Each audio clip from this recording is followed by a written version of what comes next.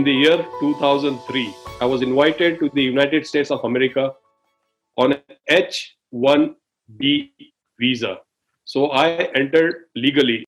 I'm highly educated from India. So I have done my master's in marketing management, post-graduation diploma in human resource development and labor law. I accepted this offer. I landed here, but the day I landed, my perpetrator asked me one question. The first thing, Harold, do you have any cash? And I said, yes, I have. I was carrying $1,000 cash. He said, Harold, this is America. You cannot keep cash with you. And so I gave the cash, I gave the documentations, everything to him like, oh, it is in safe custody. And then we were made to work in a restaurant. So we were working in a restaurant from the day one. Within a month, we were working from 14 hours to 16 hours a day, 7 days a week, 365 days. Number one, I trusted him. He said that I'm going to buy a house for you. You need a house. You got 2 kids. And he said, you need to save money for down payment. Later on, after 2 months, he showed us houses in Cincinnati. Now I know that anyone can go and see a house when it's open house. It's open for anyone. But at that time, we didn't know. So like every 3 weeks, he'll show us one house. He had a rhythm. And then after a week, the house is not fit for you. It's not good. So he was buying time.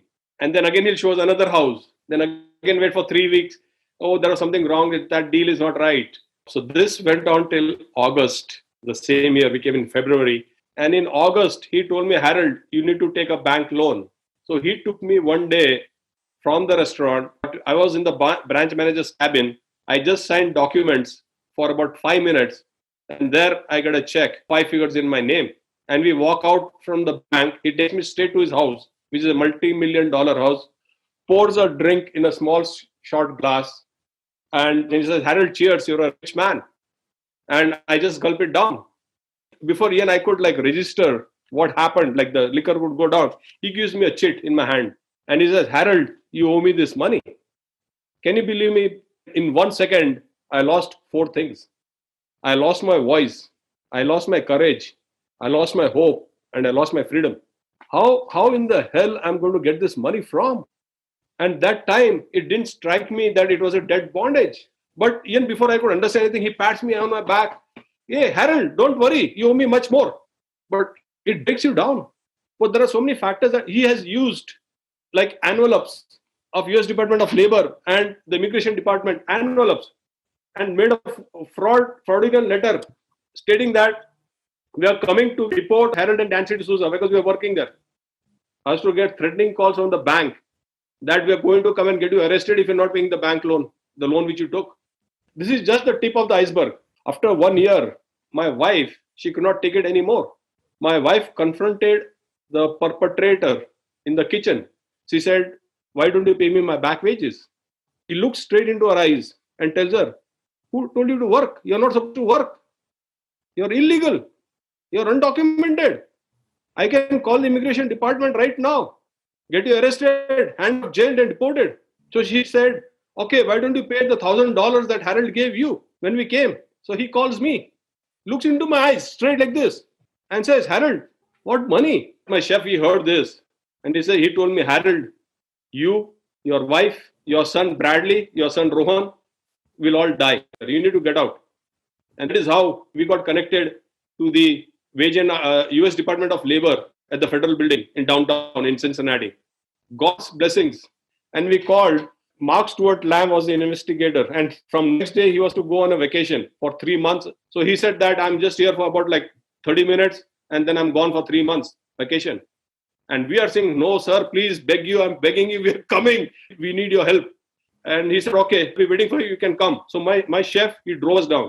We went up, we met him. So he took us in his conference room and he sat with us for, I think, more than 1 hour. My case went to the US Department of Labor because it was a felony of a H-1B visa he did. So that goes to the Washington, D.C., but it takes time. It took 6 months. To cut the long story short, we won the case. But since all this was going on, he planned everything. He sold the restaurant to some affluent person because the restaurant was doing very well at a very high price. Then he had bought it. And one fine day, we all got kicked out. The police comes, changed the lock, and we were thrown out like garbage cans. He tried each and everything. But when God is protecting you, no one on the earth can touch you. So I'm not scared now. So that changed my life. So that fear factor is gone. And that's why reason I stood up and fought. So I needed to put a stop to this. So this month's topic is labor trafficking. So what is labor trafficking? I will tell you that the legal ease of labor trafficking is recruiting, harboring, transporting, providing, obtaining a person for illegal labor through force, fraud, or coercion. But in a nutshell, for your listeners, for your viewers, labor trafficking is simply exploiting someone's labor through force, through fraud, or through coercion, and not paying them according to our labor laws. That's it. So how does someone get caught up then in labor trafficking? Undocumented immigrants are extremely vulnerable because they can be blackmailed with their status, their legal status, right? They know they're not here legally. You're going to work for me for free or for less than minimum wage, or I'm going to report you to ICE, basically. But what a lot of people don't realize is that legal visa-carrying foreign nationals are also highly susceptible to labor trafficking because that visa is actually tied to the job they're doing. So if a lot of times if they're mistreated in that job or not paid a legal wage, they don't necessarily have the choice to move to another job. That visa is for that job. They can't apply for a different job or report it. So they just take the abuse and they stay. A lot of U.S. citizens, they have specific vulnerabilities that are often exploited by labor traffickers. We know runaways for underage kids who are labor trafficked. Disabilities, we see a lot of theft of benefits where you have someone who's getting an SSI check or maybe a Social Security check, and that check will be taken from them and they'll be forced to cook, clean, and care for any children in the home. That's labor trafficking. People who are out on parole or probation, they are vulnerable to being labor trafficked because in some instances, their freedom is dependent on them keeping that employment. And if the employer knows that, they could say, hey, you know what? Clock out and get back to work. Because if you don't, I'm going to call your probation officer. I'm going to call your parole officer. Why is it difficult to prosecute a human trafficker? Because human trafficking asks the prosecutors to prove that the victim was indeed being trafficked against his or her will, you have to look at proving the victim's state of mind.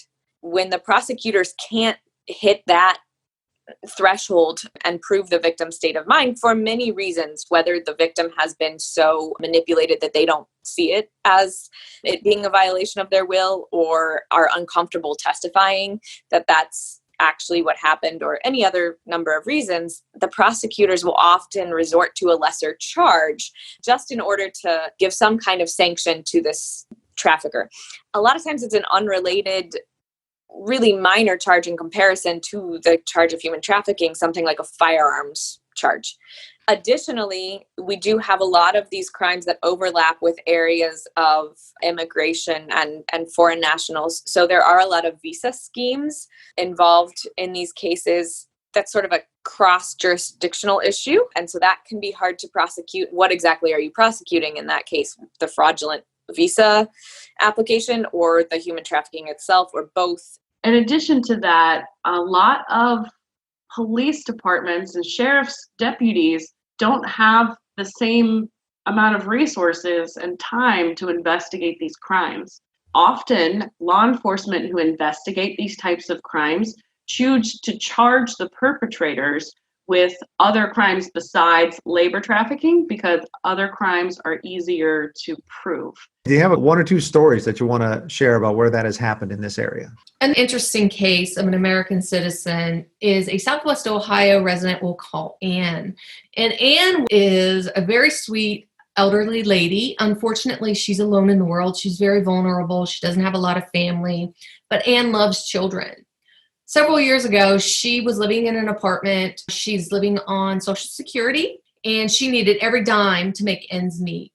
So when the spring came and it warmed up, she'd take her paper bag lunch and she'd go to the local park and watch the kids play because she loved kids. Over the course of time, she met a 4-year-old little boy and became great friends with him and with his parents. And so long story short, they said, look, we know you need every penny to make ends meet. Why don't you move in with us? You give us $500 a month rent. We will pay all the bills, feed you, and you'll have $300 disposable income that you've never really had. And Anne was so happy to finally have a family. So she moved in with them. Shortly after, they restricted her movement. They took her ID.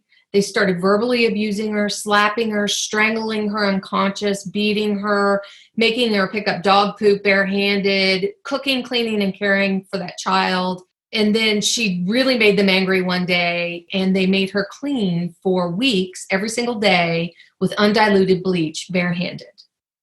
So her hands and the top of her arms just got hamburger meat looking. Finally, it gets really bad, and they know they have to take her to the emergency room. And the emergency room asked her for her ID, and she didn't have it. Her daughter, her son-in-law, and her grandson went to the ER with her. Here's what tipped them off. So they call Anne's name to take her back, and her daughter stands up to go with her. And the nurse says, "Oh, no, honey, she'll be right back out. We're just getting her vitals." And her daughter has a complete overreaction. "What do you mean?" And just, "Come on, Mom, we'll leave. We'll leave. My mom doesn't like doctors. What else?" So the nurse is like, whoa, the nurse tells her to shut up and sit down or she's calling law enforcement. Because the nurse is thinking, something's not right here. So she goes back, and the doctor asks Anne, "What happened to your hands?" And Anne had a story. All trafficking victims are given a story by their trafficker. She had this story that she was cooking and she dropped them in a pot of boiling water. Well, he can look at it and see it was a delay in seeking care. They were infected. It was a long-term issue, and it was a chemical burn, right? Long story short, they think elder abuse. They call local law enforcement. Local law enforcement comes in and says, "Anne, why didn't you leave?" Right? When the neighbors were interviewed, what did they say? "I don't care what you say. She was free to come and go." She was constantly outside playing with that child in the yard, and they'd leave. They'd go out to eat or whatever, and she was there, baby. She could have left at any time. He said, "Anne, why didn't you leave?" She said, "Where would I go? I didn't have my ID card." That was her vulnerability. And that is a local Southwest Ohio resident, elderly person who was preyed upon by people who wanted to steal her benefits, but at the same time, they worked her nonstop. So there have actually been a few cases of labor trafficking that have caught the attention of the news. One of the biggest cases happened in 2014 at an egg farm just outside of Marion, Ohio. The traffickers contacted impoverished families in Guatemala and convinced them to send their children to the United States to work and earn money for their families. So the traffickers convinced the families to give up deeds to their property or to pay large sums of money for their children to be smuggled into the United States. Once they arrive, there is a process for children who arrive without their parents, and they're called unaccompanied minors. The government takes possession of them and places them with sponsoring families. And so the sponsoring family in this situation was the trafficker.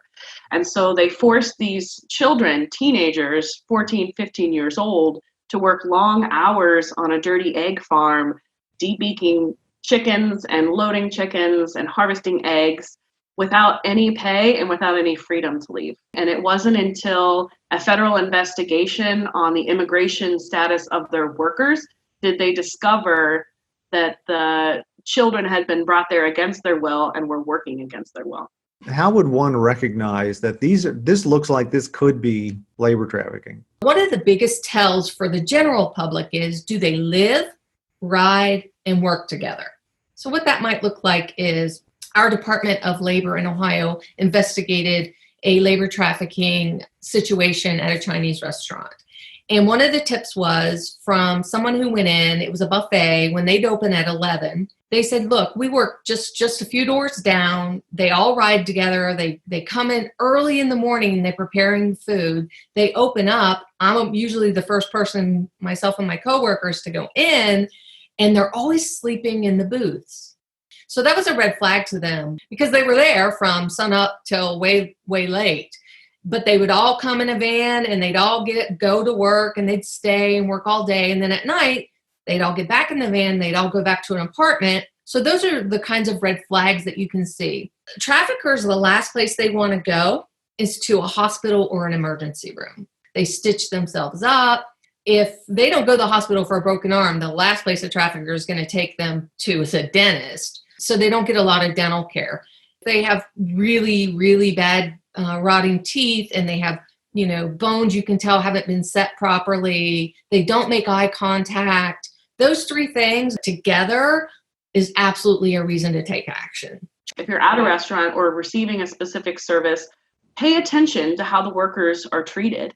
If you can, ask them, how often do you get breaks? Are you happy with what you're paid? Where are you from? Just to build that relationship and see if they're being taken advantage of for their labor. But these are some red flags which can be identified at a very early stage and would have been out of the situation. We saw snow for the first time in the month of December of 2003. We get a note from the school teacher that both my sons cannot come to school if they do not wear snow jackets. I didn't know what the hell was a snow jacket.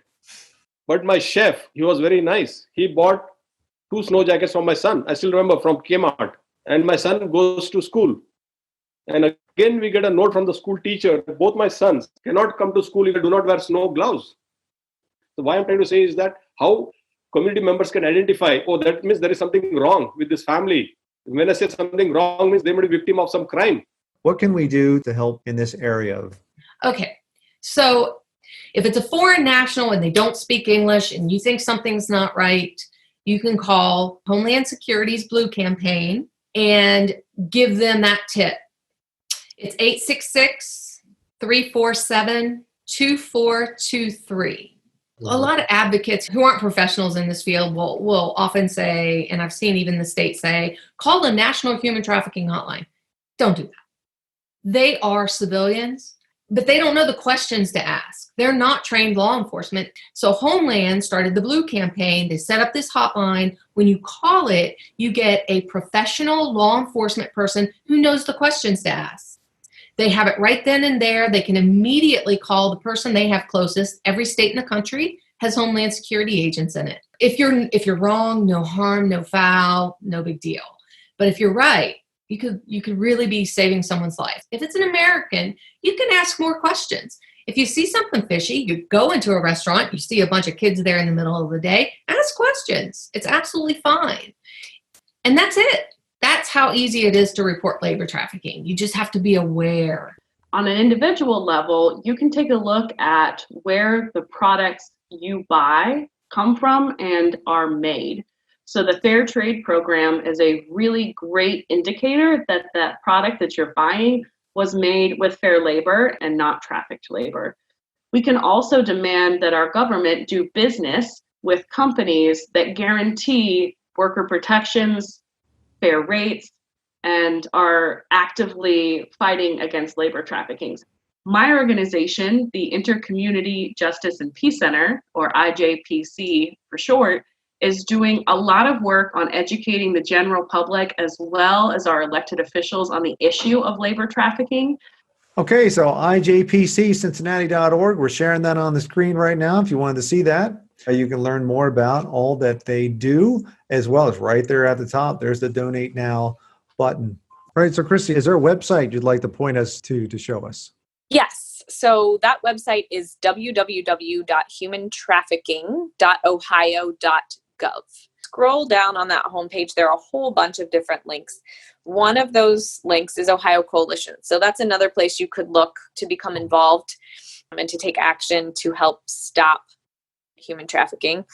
There's a link also there for the awareness campaign materials. So if you did want to lead an awareness campaign, you would get all the things you would need to hang up and post and pass out right there. You can look more at the detailed laws that are here in Ohio. And then anytime there's new reports done, they'll place them under the data and reports marker. Thanks for talking with us today about labor trafficking, how to recognize it, and even what to do if you see it. So thanks for spending time with us today. Thanks for having me, Bob. It's been a pleasure. Thank you so much for having me on. I really believe that the more we know, the more we can do, and the more we can take action to end labor trafficking. Thank you very much for having me. So thank you for giving me an opportunity, Bob. God bless you. And I want to thank all of our viewers and listeners for tuning in on this episode of our Being Pro-Life series. Head to the website and view all the links talked about in this episode at www.catholiccincinnati.org/being-pro-life. Thank you again for joining us today, and I look forward to being with you next time.